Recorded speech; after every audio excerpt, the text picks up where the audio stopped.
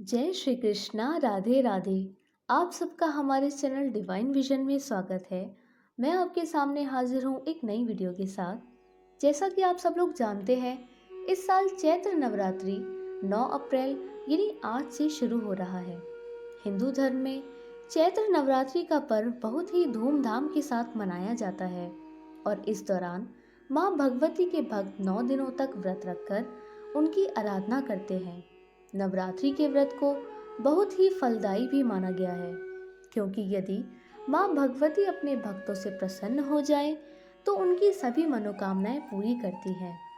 माँ दुर्गा के 9 स्वरूपों में सबसे पहला स्वरूप माँ शैलपुत्री का है और नवरात्रि के पहले दिन कलश स्थापना के साथ माँ शैलपुत्री की विधि विधान से पूजा की जाती है।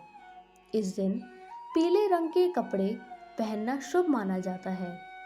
धार्मिक मान्यता के अनुसार माँ शैलपुत्री की पूजा करने से साधक के सकल मनोरथ सिद्ध होते हैं और घर में सुख समृद्धि शांति का आगमन होता है। आप सभी साधकों की भी अपनी अपनी मनोकामनाएं होंगी, उनको कमेंट में ज़रूर लिखिएगा। माँ शैलपुत्री आज के दिन सभी साधकों की मनोकामनाएं अवश्य पूरी करेंगी। अब हम जानेंगे माँ शैलपुत्री का स्वरूप कैसा है। माँ शैलपुत्री ममता का सागर है। माँ बेहद ही दयालु और कृपालु हैं। माँ शैलपुत्री की सवारी बैल है। उनके दाएं हाथ में त्रिशूल और बाएं हाथ में कमल का फूल विराजमान है। माँ शैलपुत्री को सौम्य स्नेह और धैर्य की देवी कहा जाता है।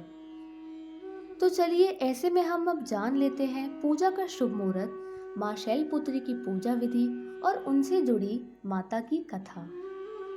चैत्र माह के शुक्ल पक्ष की प्रतिपदा तिथि की शुरुआत 8 अप्रैल को रात 11:50 से लेकर 9 अप्रैल को रात 8:30 तक रहने वाला है।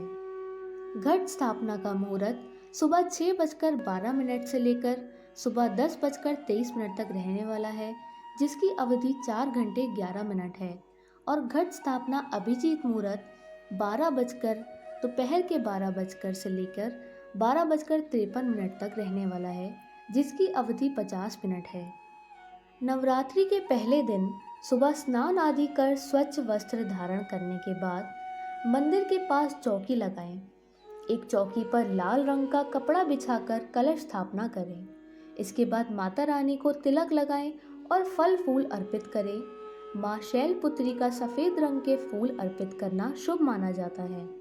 इसके बाद घी का दीपक और धूप बत्ती लगाएं।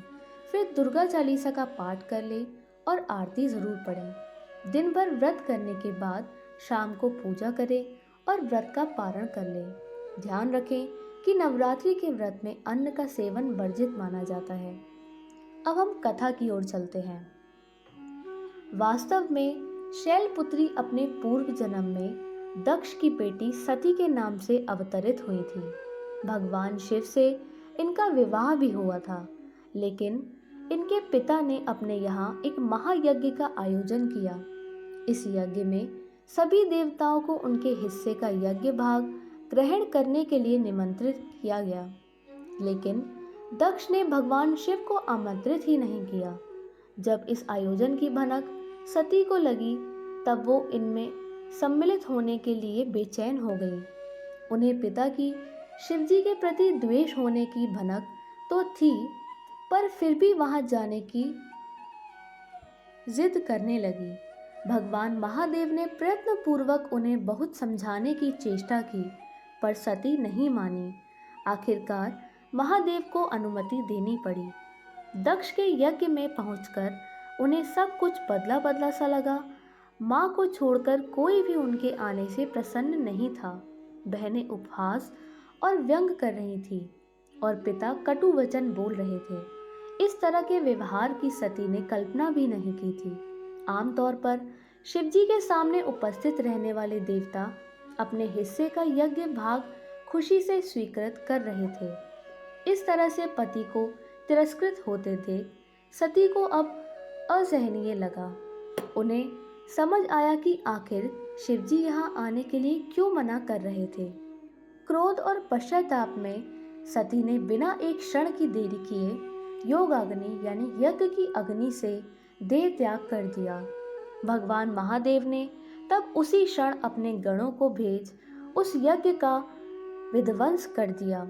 वहीं सती इस जन्म में हिमालय राज की पुत्री यानी शैलपुत्री अथवा पार्वती के रूप में जन्म लेती हैं। इस रूप में माता की अनंत शक्तियां हैं जिनका उपयोग वे यथा समय करती हैं। आज के दिन यानी नवरात्रि के पहले दिन किसी एक कुंवारी कन्या को भोजन कराया जाता है। हाल ही की परंपराओं के अनुसार आज के दिन स्त्रियां नारंगी अथवा श्वेत साड़ियां पहनती हैं। ये कथा यहीं समाप्त होती है। अगर आपको वीडियो पसंद आई हो तो इसको लाइक करें, अपने साथियों के साथ शेयर करें